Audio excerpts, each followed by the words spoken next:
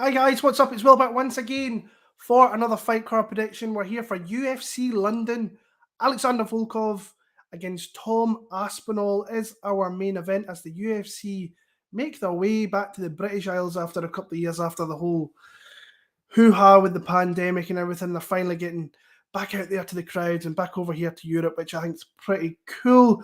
Kind of gutted I couldn't make it. I was planning to go, was really close to getting my ticket, and then I realised that my missus and her sister and her mother they're actually going to be in London this weekend, so I have to look after the kids. So unfortunately, I'm going to be stuck with the kids. Well, not unfortunately, I'll be with the kids, but we'll be watching the fights at the same time while the mums and their aunties are doing whatever they need to do down in London. But I know there's a lot of you guys that I know personally that are going down to the event. Enjoy it when it comes around. I think it's a very solid card. I think that it's a lot of good fights on here. There's a lot of guys I want to see. So yeah, I'm thoroughly looking forward to talking about UFC London. If you could hit the thumbs up, guys. I gained a lot of subscribers last week, which was really, really nice. Kind of keeps me going and making me want to really get this channel back up there where it once was, and plenty of views week in, week out. And I just need your help with that. So if you're new, let yourself be known in the comments below. And if you're a long time subscriber, supporter on my channel, I thank you from the bottom of my heart. And just always leave comments. I want to know who you guys are on. I'll get back I'll get back to you as soon as I possibly can in the comments down below.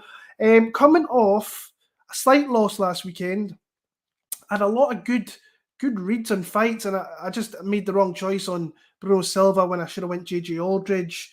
Ankalaev inside the distance, I really thought that was going to hit, and it never did. So I think I was like half a unit down, 0.59 down for the week. So it wasn't too bad. I actually came out on top because I made a bet on Damon Jackson by sub at like 11-1, but I just didn't track the bloody thing. So doesn't really count then. So, but I just want to say a massive shout out to a couple of guys out there that have been killing it recently. MMA Kelton, who's out there, is a buddy of mine who's really starting to get back into winning some bets, and Cody Saftik. You guys, if you watch prediction videos, you know who Cody is. A long time gambler with the PRPs, and him and Paul do a great show on the Dogger Play podcast. Dogger Pass podcast, I think it is. Sorry, I'm kind of getting my head mixed up. He's been killing it. Like, he put out some crazy numbers, and people are tailing him and doing well with it. So just a shout out to those guys. So yeah, just a couple of guys I can see there. The Hot Crispies, Aspinall, Allen, Paddy, Topuria, Kiro the Tank. Hope you're well, Irish brother 007. Hope you're very, very well. Let's get into this fight card. I've had a lot of people hit me up with this fight card. Obviously, being here in the British Isles, people have been asking for some of my picks, and there's some guys in here that they know I'm big fans of, like your Krylovs, your Jack Shores, and they've kind of been asking me what I think of those fights. And like I say, we'll get into it. We might as well get into it now. So, bantamweight division, we've got Nathaniel Wood against Vince Morales here. The return of Nathaniel Wood, who's been out for a short bit of time.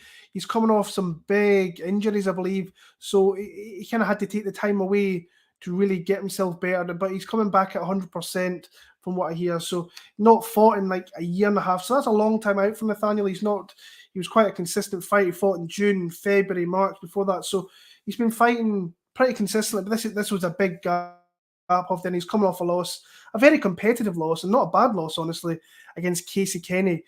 But I think you'll see where Nathaniel Wood will probably end up being in his MMA career. He'll be a guy that he might get a top 15 spot, but in that maybe 25 to 15, I think that's where he will reside for the most part. I love Nathaniel Wood. I have done for many years. Love his aggression, love his all-around game, good boxer, just an overall good striker, got some grappling, can mix in takedowns, can take a shot usually quite well, especially more nowadays. Back in the day, he used to kind of, I don't want to say shell up a little bit, but he used to get hit with some hard shots, and he was taken out a few times back in the day. But I mean, he's been impressive since he's come into the UFC, in my opinion. When he came in and he submitted Johnny Eduardo, the win over Andre Ewell, where he got a sub there, Teco Canones, got him in London there as well. And then he's lost a couple of fights. I mean, Dodson, he really should have been beating Dodson, in my opinion, back then. But he was the one that got caught and got popped out himself. Came back against the win against John Castaneda, where he really just landed it well there and also got a takedown. And then, like I say, he lost to Casey Kenny. I like this matchup for him personally. I think that the only real thing that he has to watch out for is the power of Vince Morales. I think apart from that, across the board, I think he's the overall better fighter than Vince Morales. I like the fact that Vince has went out to syndicate MMA. He looks like he's really started to put it all together. I mean, the kid's got 2 wins in a row in the UFC. You can never take that away from someone.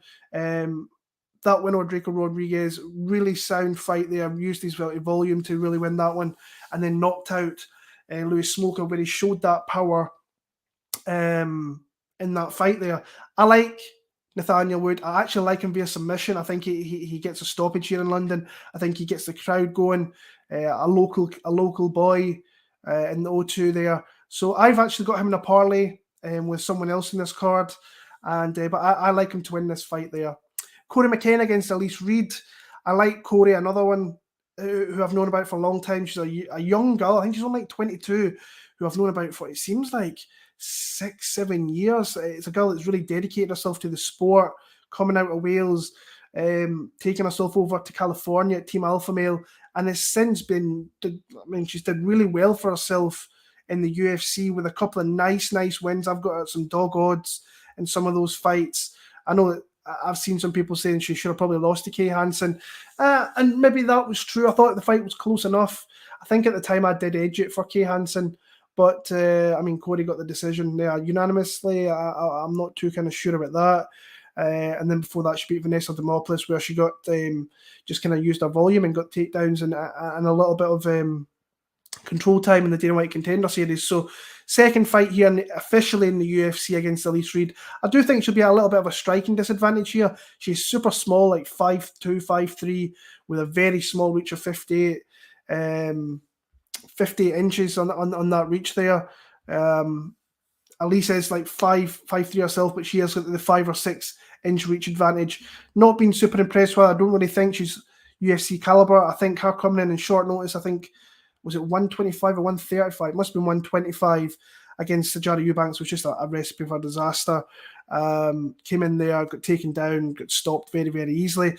I think initially this might turn out to be a little bit close initially, but I think as the fight goes on, I think Corey will get takedowns. I think she can get top position. I think she can get a stoppage here. I'm going to lean more to the decision side, but I think Corey McCann continues her winning streak in the UFC here, and kind of moves to 2-0 in a UFC tenure. So I've got Corey McCann in that one there. This is a great fight. This should be fun. This should be on the main card like this. This really should be, but like I say, it's on UFC Fight Pass, I believe, so it doesn't really matter where you're watching. But the tank, Jack Shore against Timur Valiev, a much-deserved and well-deserved push in opposition for Jack Shore, because that's what he's needed. He's kind of handled everything accordingly that you can do in your UFC tenure.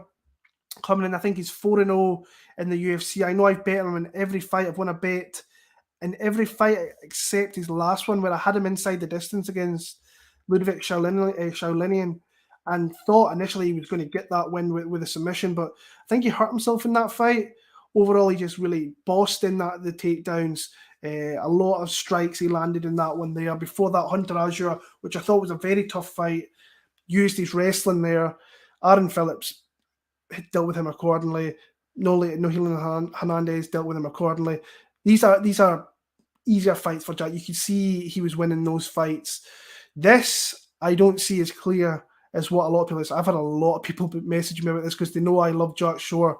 I was a big fan of his way back at the early on in his career, like really right at the start, coming through Cage Warriors, even the amateurs. I was a fan of this kid. I watched him in the amateurs. And he's just so good. He's very, very good in a lot of aspects, especially his grappling. You get a couple of those guys that come out of Wales. Brett Johns is a good wrestler, grappler. We saw that in his last Bellator fight. We saw that in the UFC beforehand as well against Montel Jackson, where they can stifle guys. So to me, in this one, it's a little bit of a more striker-grappler type match, because I think Timur has the advantage on the feet. I'm not saying Jack's a fish out of water when it comes to the fight on the feet. I think he's got stuff there. He throws in kicks. He hasn't got all too much power, but in my opinion, he does enough to get the fight where he needs it, and that's if he can get his hands on you. Because if he can get his hands on you, he has very good control, and that's where I think that he is predominantly going to win this fight. I just don't know whether it's going to be enough against Timur Valiev. Valiev's another guy that, if you've been watching the sport for a long time, you know who this guy is. He was in the PFL for many years. Was always kind of looking to come over at the UFC, came over, was doing really well against Trevin Jones, who fought last week, and then ended up getting caught, but that got overturned, beat Martin Day, as you would expect, and then he got a big win against Ione Barcelos, which is a good win to have in your resume, because that guy is very, very tough. I'm going to lean with Timur Valiev. I hate saying that because I'm a big Jack Shore fan. The betting line has been closing up. I was very close, actually. I want to say about 10 days ago to betting Jack Shore. I loved the line. I thought that line's off. I think this is a fight that is ultimately going to be really, really close. If Jack can establish getting his hands on Valiev and getting him down and having some top time, I think he could win this fight. I don't want to say easily, but comfortably. I think if he can establish top position, just kind of like what Brett Johns just recently did in his fight in Bellator, a fight like that, be 100% committed to getting the takedowns and going and being dominant with your grappling. I honestly think he can do that. I just think that initially it's going to be harder to do that against Valiev, who's fought a lot of really sound, solid guys over his career. Good overall skill set. I do favour him on the feet. I think he's a more cleaner striker. I really want Jack Shore to win, but I think for me, I'm leaning on the Timur Valiev side in this one here. But all the best to Jack. I really hope he keeps it going, because this would be a big win against a really good, standout, tough fighter in Timur Valiev. But my pick's going to be Timur Valiev to win in that one. Molly McCann against Luana Carolina. Good fight. This one could be very, very close as well. I expect this to be very, very close. And I actually lean on the side of Luana Carolina in this one.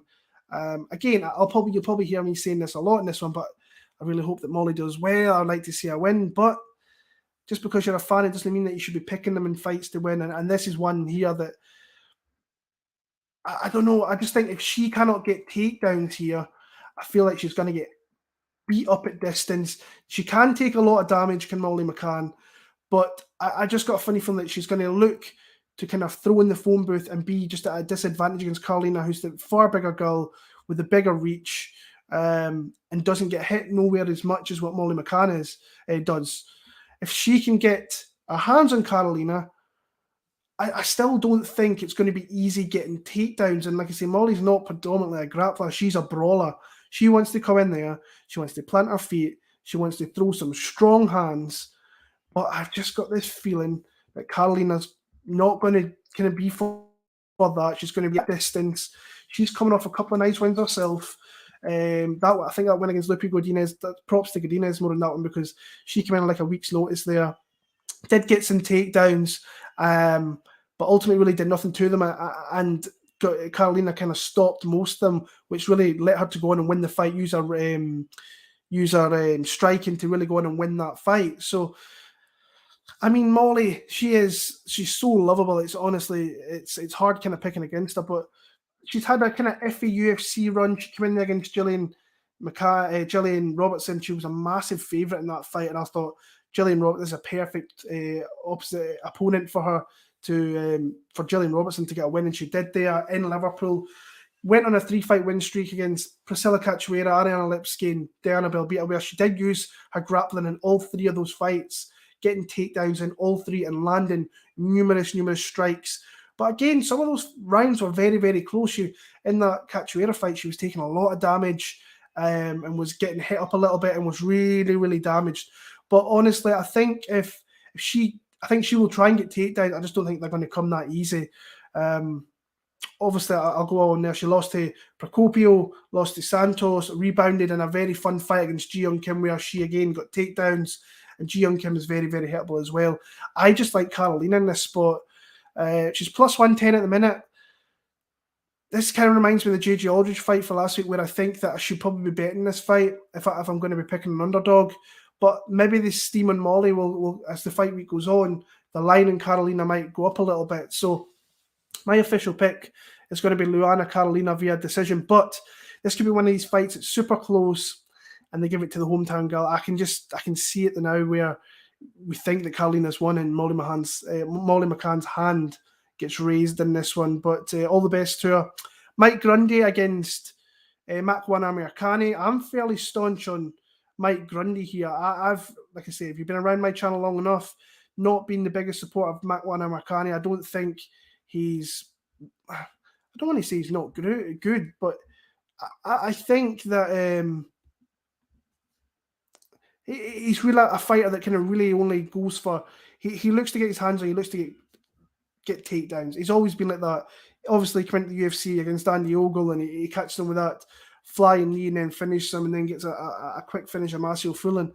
But anytime this guy's made a real step up, your Arnold Allens, your Vargas, your Barbosas, he's lost those fights. Now, in those fights, he does get takedowns. In every single one of those fights, and pretty much in all of his fights, he gets takedowns. But he is against a very, very sound grappler here in Mike Grundy, I think he's a Commonwealth silver medalist, if I remember right. I hear that he's really established himself, moved himself closer to the gym, been in the gym more. I think Makwan, do or die fight. He loses this one, we don't see him in the UFC. Mike Grundy, on the other hand, if he loses this one, he could bring his way out because he's also lost a couple of fights to Movsar Evloev, Lando Venata, where I mean, I think they're very tough guys, and Makwan has fought tough guys. Vargas, Kamila Kirk, who we've seen at the weekend, is still a tough guy. He shouldn't really be losing that fight, in my opinion. The other fights he should be winning. For me, this is all about who can establish the takedowns here, because both guys, I think, will be looking for that. I think over the space of a 15-minute fight, both guys are a little bit gassy, but I kind of lean more on the Mike Grundy side, and I think he's got them covered in more areas with the wrestling here. If Makwan can't use that, I think he's probably going to be the stronger guy, but if he cannot use that strength against Grundy and he can't get him down, I just don't see him winning this fight here. And I've seen in other fights. Lerone Murphy took down Makwan Amirkhani. Then I think that Mike Grundy can do that. So I like Mike Grundy in this fight. I think this will be the last we see of Makwan Amirkhani. I think that he gets more takedowns. I think he gets more dominance. He clinches up a little bit more and ultimately just wins the fight. So Mike Grundy is going to be my pick there. Now, this is the fight that a lot of people are messaging me about, and a lot of people are talking about on Twitter and Reddit and some of the places I've been a little bit in Facebook. The debut of Muhammed Mokaev against Cody Durden. There is a lot of hype on this kid, and I've known about Muhammad for years. I mean, I met this kid years ago in Manchester when I was at a fight card. And he said he was going to make his way to the UFC, and of course, I've heard a few people say that this kid's went on and he's undefeated through the amateurs, where he fought a lot of fighters, decent fighters. But again, we're talking about amateurs there. I shouldn't really be talking about that. And he's only 5-0. I do think it's too early for him to be in the UFC. I really do. I think that he needed more seasoning. I don't understand the rush for him to get to the UFC. I thought he had a good spot in Brave, where it's predominantly run by the guy who, I think it's the KHK team that he's from. He's the guy that owns Brave, and he's been funded by the Bahrainian kind of money there. He goes over there, he does camps there. And overall, I mean, he's not fought anybody. I will say this, I'm seeing people saying he's fought nobody. I think myself, Blaine O'Driscoll, is a solid fighter. And you look at the people that he's lost to, he's obviously lost to Mokaev. In that fight with Mokaev, it's a hard fight to see because it's not out there. I think you have to go and register at Brave to watch it. He probably won the first round. He did. In fact, he did win the first round against Mokaev, and it was a mistake that he made, O'Driscoll, that probably gave Mokaev the chance to get the choke. And he went and did that against a guy who's got 13 or 14 fights, I think, and his only losses are to legit guys. Dominic Wooden, who's the Cage Warriors champion, who's probably going to be in the UFC very shortly. Jake Hadley, Jose Torres, who was in the UFC, who was a bit of a busted prospect from back in the day. So that's a good win, in my opinion. Abdul Hussein, I think it's a good win. But I still think it's too early for him to be in the UFC. I think he a bit more seasoning. In my opinion, there was a fight they were trying to put together the UFC. Jake Hadley against Mokaev for the Dana White Contender Series. From what I hear, Mokaev didn't really like that. Mokaev, to me, is a very good prospect. To me, the prospect coming out of the UK you should keep an eye on is Jake Hadley. Mokaev's, I like the kid, but man, he's talking a big game. There's people calling the next Hamzat, the next Habib. He's wearing like the papapka, whatever the hell you call that Khabib used to wear. But the guy, to me, is an exciting fighter to watch. Really good grappling, but can also be a little bit grappled himself. Does make some mistakes because he is still so young in his pro career. He has been training this camp with some really good guys. Eldar Eldarov, who's a guy that a lot of people won't know about, but he's a really solid fighter, very, very good fighter that I think could probably win fights in the UFC quite easily. But there is a lot of hype in this kid. Too much hype, in my opinion. And the betting line to me is probably high, but I bet him with Nathaniel Wood. I think this is a really good matchup for him against Cody Durden, who I think he's an All-American wrestler. So you would be surprised if this fight stays on the feet. I think from what you've seen in Mokaev, he can use good body kicks. He's not scared really about getting taken down because he can grapple and wrestle himself. So that's something that he might try to use here, is try and tire out Cody Durden. Cody, to me, I don't think he looked great in his last fight. I really don't, but I don't know whether he was coming through for some injuries. Against Quilling Iori, there was a whole kind of hoo-ha with that after the fight with what he said, whatever. But I just don't think he looked great in that fight. I really don't. Before that, getting subbed by Jimmy Flick, came in, you have to give him respect for the Chris Gutierrez fight, moving up into 135 to 135 to fight Gutierrez, who's got some of the worst low kicks out there. But outside of that, he's not fought great opposition either. So I respect the scene that he comes from. I respect the gym that he comes from. Seeing that he's been at American Top Team there. Some big things, like this is the first him flying to another country for a fight, I believe. Time zones. Just, it's a whole new thing. You'll hear that from fighters all the time. To me, I think that initially this will start off close, but I think Mokaev's pace, I think his grappling, I think his variation of his takedowns, his top position, it's going to be too much for me. And I think he's going to, I don't want to say run through Cody Durden, because I don't think you should really be saying something like that. But I think will he cover a minus 300 price tag? I think he could in the late rounds with his pace. But like I say, if Cody Durden's coming in here in shape, ready to go, if you can get him at plus 300, geez, that's not a bad bet to make against a new guy. But for me, I just see this as a really good fight for Mokaev to make his way into the UFC here. I've got him with Nathaniel Wood in a parlay. I see him kind of winning maybe by a late third round submission, maybe even a decision. But my pick's going to be Muhammed Mokaev to win that fight there. Where are we? I've kind of lost my train of thought here. Jai Herbert against Ilya Tapuria. I'm a big fan of Ilya Tapuria. If you've seen me, I've been ranting and raving about this guy for 3 years before he was even in the UFC. This guy needs to be in the UFC, and he's come in and he's just looked amazing in the UFC. But this is a different fight. He's moving up to 155. He's had 3 wins in the UFC against really respectable opposition. Yusuf Zalal, tough. Damon Jackson, tough. We've seen the weekend. He's a tough guy to face on a bit of a rise at the minute. And Ryan Hall is just awkward, and he really just dealt with that guy the way he should. Took his opportunity when he got it and knocked him out. There is spots out there where you've seen him hurt. If you go back and watch his fights before the UFC, he was dropped. I think it was against Gonsalves where he got dropped. But then he got back up and then knocked the other guy out. Jai Herbert is an awkward opponent because, this is his first time fighting in London in the UFC in front of a crowd. He's going to have a lot of people there cheering for him. He's big for the division. He's got a massive, massive reach advantage. He's fought really tough guys at 155, in your Trinaldos and your Moicanos. Got the win against the guy that you should, in Camel Weather, who's got zero chin. But just when you look at this fight, the overall better fighter to me is Ilya Tapuria. But he is moving up to 155. He is going to be a massive size disadvantage. But when I look skill for skill, I think that he's got better boxing. I think he's got better jiu-jitsu. I think he can wrestle. But that line's high as well. Minus 400. I want no part of that. I know a lot of people are playing him. I can see why. I might pick Topuria inside the distance. Bet that if I can get a decent number on it. But this is a fight I'm a little bit kind of scared off by with Topuria, because obviously he had the weight miss against Movsar Evloev, where there was a lot of shit spoken between those two because Evloev pulled out, and I can't remember who jumped in. Jourdain jumped in, and then Topuria had problems with his weight cuts. So the pick's going to be Topuria. I think I've got him via maybe a TKO ground and pound finish at some point in this fight. But this is a tough fight for him, in my opinion.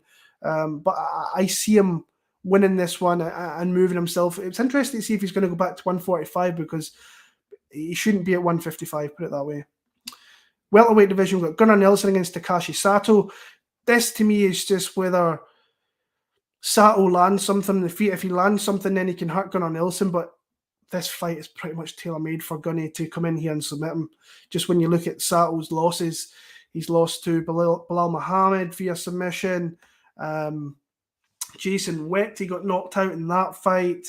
He's been submitted back in the past by Gleico Franca. This, to me, is if he can't land that kill blow on Gunnar Nelson, he's going to get submitted at some point and just get beat up on the ground. But I'm a little bit kind of interested to see what Gunny's been up to because it's been 2.5 years since we've seen him fight. That's a long time out, off during the whole entire COVID pandemic. So we know he's kind of got that loose kind of karate style where he's got some fairly decent striking, but ultimately he wants to get the fight to the ground. I think he gets the fight to the ground. I'm not going to spend much of your time kind of going through how I think Sato could possibly win. He wins this fight if he lands on the chin of Gunnar Nelson. If he doesn't, he gets submitted. I've got Gunnar Nelson. I've got him being submission in the first couple of rounds here. I was interested in the Silva fight because Silva's a jiu-jitsu guy with good jiu-jitsu, but he was old.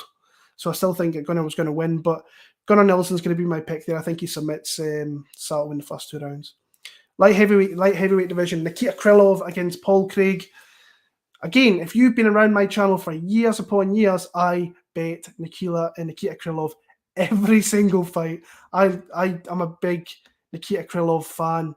I was just looking there. I've probably been betting this guy for 8 years, I want to say, and I know I bet him in the Cody Donovan fight in Dublin, the Barroso fight, the Delima fight, the Sarkinov fight, I bet him there. Blachowicz, I bet him against Blachowicz, I bet him against OSP. In fact, I bet him against Teixeira, I bet him against Johnny Walker, I bet him against Ankalaev. I've bet him in every fight, honestly. I usually get dog money in a lot of those ones, and sometimes I've cashed them, sometimes I haven't. But I'm really interested in this matchup because I actually think Paul Craig's got an opportunity here to do what Paul Craig does and get the fight to the ground and get an opportunistic submission. And he's on a great run at the minute. I mean, when you look at the wins that this guy's got in the UFC, like some of the names, I mean, having Shogun on your record, I know it's not the Shogun we all know and love, but still. Jamal Hill, Magomed Ankalaev, he's got, that's some serious wins against legit guys. Doesn't matter how he did it, the whole Ankalaev thing, the Jamal Hill, I mean, they're great wins and stoppages as well. This guy is a finisher in the UFC. I think Paul Craig is live here. I've got a funny feeling that Krylov, he is fairly decent everywhere, but sometimes he does make silly decisions with his fight IQ. He will kind of go to the ground. He will put himself in positions. I mean, you watch that fight with Ankalaev. He started off that fight great. Was in that fight, won the first round, and I'm thinking, yes, I'm going to catch a good bet here, and then really just kind of gets run over a little bit by Ankalaev in the last 2 rounds. Johnny Walker fight, got takedowns there. So he's a guy that predominantly, he will definitely have the striking advantage. I've no doubt about it there. But Paul Craig finds a way to get the fights where he wants them. And once he does, if you make one silly mistake, I mean, and we've seen Krylov being in spots where he's made mistakes and got subbed in the past. Sarkinov caught him, Blachowicz caught him, OSP caught him in a Von Flue choke. This is predominantly how he loses fights. Is he gets stopped, and most of the time by submission for the most part. Now, I did think in the Glover Teixeira fight, I thought he showed a lot of heart and better aspects of his ground game there, and the Ankalaev fight as well. But if this goes to the ground, I think Paul Craig's going to catch him. Paul Craig's been talking about retirement. He's saying that he might not be around after this year, so it's kind of do or die now for him. Big fight for him if he can beat Krylov here. He's on a 4-fight win streak, I think it is, with wins over some of the guys that I mentioned before, Jamal Hills and so on. I mean, I'm going to pick Paul Craig. I'm really interested to see if I'm going to bet him or not. I need to decide on that one because I love Krylov so much. But yeah, I'm going to pick Paul Craig via submission. I think that's going to be my play for the week. It might be my big underdog bet of the week. We'll see. But I would love to see Beardew win. Love Krylov. But I've just got a funny feeling Paul Craig is very live in this fight. So I'm picking him there. Shamil Abdurakhimov against Sergey Pavlovich. I've got Pavlovich here. I think he should run through Abdurakhimov. And Abdurakhimov is... he's a grizzled vet at this point. I mean, he's been around for a long time. I want to say it's like 40, 41 years old. Had a lot of fights, fought some fairly decent guys, very low output, hard to look good against. Pavlovich was brought in as a guy they had high hopes for. We just haven't seen it at all. I mean, he's been in the UFC for, I want to say, 4 years now. We've only seen him like 3 times, and he's beat the guys he should be beating. Here, Marcelo Gomes, no longer in the UFC.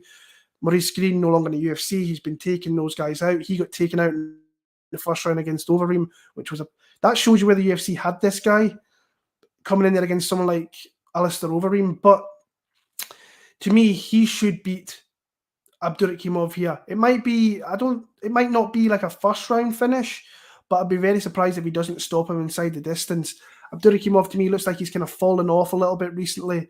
Losses to Chris Dawkins, Curtis Blades. Now, they're not bad losses whatsoever because they're guys that are ranked in the top 10 of that division.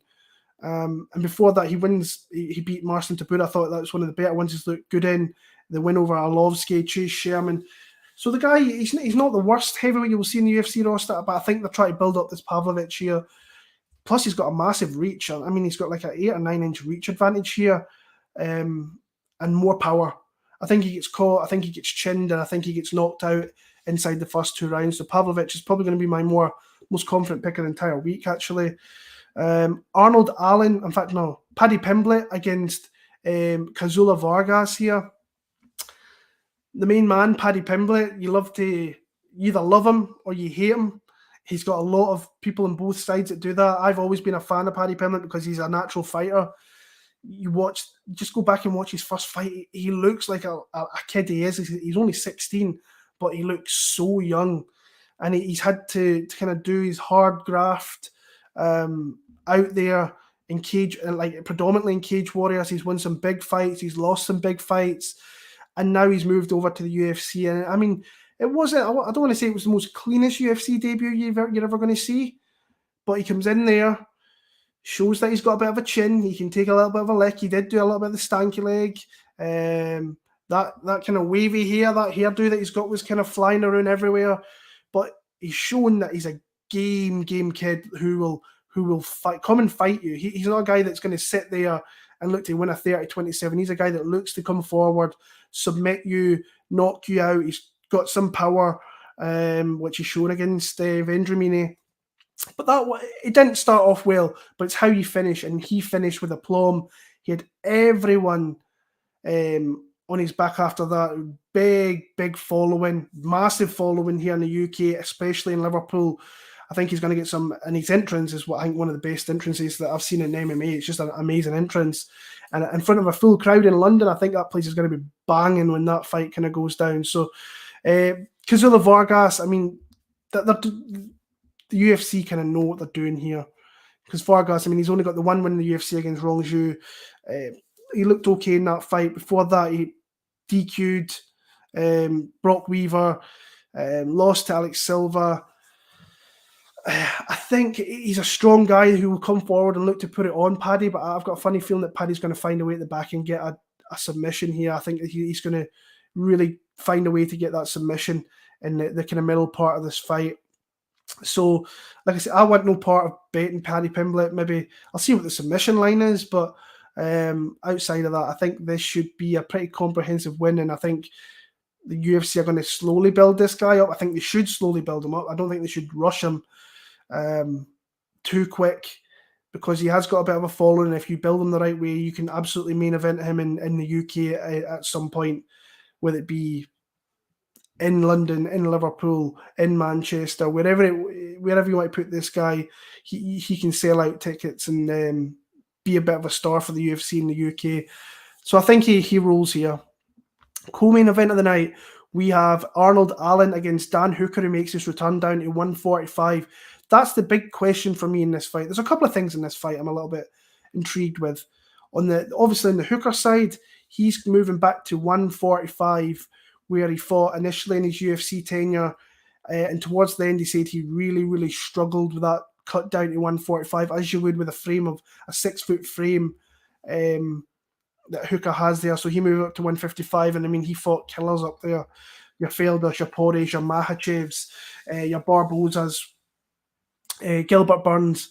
He fought a lot of tough guys, and he's not fought down at this division, I think, since the Jason Knight loss way back in 2016. So watched a couple of interviews, seen that he's got a really professional team making sure that he hits this cut on the nail and hits it on the head, and it's doing it healthily. I mean, and his wins down at that division weren't great. Adiva, Hayoki, who I think Hayoki, if you were back in 2014 or 15, Hayoki was a guy that had a lot of hype on him as well. I was a big Hayoki fan. But now he's moving back down against a guy who's streaking at 145, and Arnold Allen, who every fight he just looks better. He really does. From that Burnell fight, I think he's just been so solid since then. Probably since the Amirkhani fight, actually. But the Burnell one, he was losing that fight comprehensively. I remember watching that thinking he's going to lose. Gets a guillotine choke in the third round. Looked very good against Ronaldo, even though it was a bit kind of low. There wasn't much in that fight. That he just looked solid. It's the same in the Melendez fight, name recognition against a guy like that. Then he absolutely ripped into Nick Lentz, and then he beat a really tough guy in Sadiq Yusuf, where he kind of used that, his striking with the knockdown, used his takedowns to beat a really tough guy in Yusuf there. The one thing I'm a little bit worried about with this fight is the fact that I think he's did this camp in England at BKK, which is his home gym, but I also think he's been down to Renegade and up to Renegade, depending on where he is. Sorry, I can't remember where he's from, Ipswich or whatever. But went to Renegade, that's like where Leon Edwards is. So he's been training with the Edwards brothers up there. So he's not been at TriStar, which I'm a little bit like, he's predominantly been at TriStar for most of this run here. So I'm a little bit interested to see how that goes. Whether Zahabi's going to even be in his corner for this one, whether it's just going to be Jack Mason and his dad. So that's a little bit interesting. And the fact that Hooker is the bigger guy, he has got reach. The line's interesting me because I've tried to bet against Arnold Allen in the past. I made some terrible bets against Arnold Allen. I mean, tried to bet Gilbert Melendez, which I probably shouldn't mention that, but I just thought that Melendez could be very competitive in there, and he wasn't competitive at all. But Arnold's shown that he's just a tough guy at this division, and he's got some really good, solid wins. He seems to be in a really top flow right now.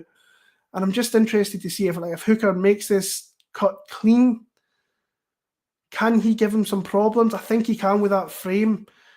This, to me, is a stay away. I think it's going to be close. I've got a funny feeling it's got a split decision, quite a kind of vibe to it, the more I kind of look into it. So I am going to edge Arnold Allen via split decision, but I've got no confidence, honestly, in the fight. I'm going to sit back and watch and see how he kind of does against a tough guy like Hooker, who's fought some of the best guys up a division, and see where he goes from there. So I'm going to go split decision win for Arnold Allen in that one. And the main event of the night, we've got Alexander Volkov against Tom Aspinall in the main event here. Good fight, interesting fight, because they obviously see something in Aspinall and they want to really push him. He's not a guy that's, to me, I've known about Tom Aspinall for a very long time. I've been watching him probably since 2014, 2015. I think it was a Stuart Austin fight that I first caught. He caught my attention there on Bama. And you've kind of knew about him as he came through the UK regionals. Hasn't really fought all too much. I mean, he fought 2016, then took like 3 years off. Signed with Cage Warriors, which is just such a sure way to get to the UFC. won those fights in the first round. There was one with an injury and one via a brutal knockout. Then he's came to the UFC and he's not fought the caliber opposition. He's fought the caliber opposition I expect him to start off with, but then they've made the right decision with the matches that they've given, is what I'm trying to say. You beat your Jake Collier, who came back a totally different man in that fight, blew through him. Alan Baudot, not great, blew through him. Andrei Arlovsky, I don't think he looked all that great in that fight, but comes out in the second round, lands something like it's a takedown, then just jumps on the rear naked choke and gets him out of there. And then he lands a hammer elbow on Sergey Spivak last time out, who Spivak was coming in less than a week's notice there. He's better than that. But in the first 5 to 7 minutes, I think Tom Aspinall is dangerous. Outside of that, I'm not sold on him whatsoever. I don't think he can go a hard 25 minutes and be in the fight for that long. So for me, I think he has 7 minutes to get Volkov out of there. I think if he doesn't, I think he's going to lose this fight. I think he will comprehensively. Volkov, this is a massive step up from what he's faced before. Volkov's been around for a very, very long time, fought some of the best guys in the division. When he's faced those kind of higher caliber guys, your Blades, your Cyril Gane, he has looked a little out of place, especially the Curtis Blade fights where he was just taking down, rinse and repeating that fight. Couldn't really get up. But eventually he started to really come into that fight just because Blades was gassing, started to look a hell of a lot better, but was so far down at that point, he was never really going to catch up. Cyril Gane's one of the best guys in the division. There's no shame in losing that one. I thought he fought a competitive fight, and I don't think he looked great against Tybura. Actually, I thought he looked kind of gassy. So, but he is usually better than that. He's been longer than that in the past. He's been 5 rounds. He's been in 4th rounds. In London, he knocked Verdum out in the 4th round. So he's not coming into a brand new space here. He is in the UK now. There was all that heave-ho. He didn't want to leave Russia with everything that's going on. And I think this is a matchup where I like Alexander Volkov. Like I say, Tom Aspinall is a guy, I think a really talented kid. I just think this is too big a step up at this point. He's he is the smaller dude, which is saying something because Tom's a massive, massive guy as well. He's at a reach disadvantage, but he has the power. I think he's got good jiu-jitsu, that we kind of seen the opportunistic jiu-jitsu. I just give him a cap of 5 to 7 minutes. I want to see him go a little bit further into your 3rd and your 4th rounds. If we could see that and he can maintain a pace and keep that power, then this guy could be a legit prospect. Until I see that, and he might just run through Volkov. He might knock him out. But Volkov is a guy that's not predominantly been knocked out by many people, and he's had a lot of fights. The only 2 guys that have knocked him out, Derek Lewis, he was winning that fight easily, just got caught. Vitaly Minakov is a really, really solid heavyweight that he fought very early on in his career. This guy's got a lot of fights. I want to say like 45 fights, and he's got a lot of experience. I just think that experience is going to pay for something here. And I'm going to take Alexander Volkov to win